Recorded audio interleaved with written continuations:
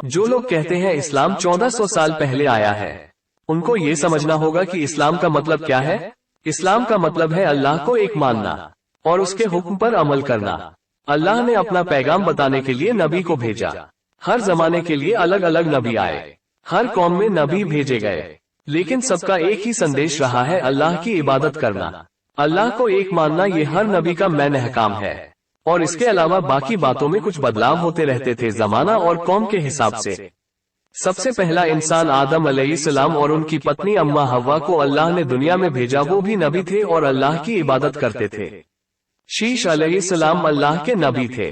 हजरत यूनुस, हजरत नूह, हजरत इब्राहिम, हजरत इस्माइल, हजरत याकूब, हजरत यूसुफ, हजरत मूसा, हजरत ईसा, इनके अलावा लगभग 1,25,000 नबियों को अल्लाह ने भेजा।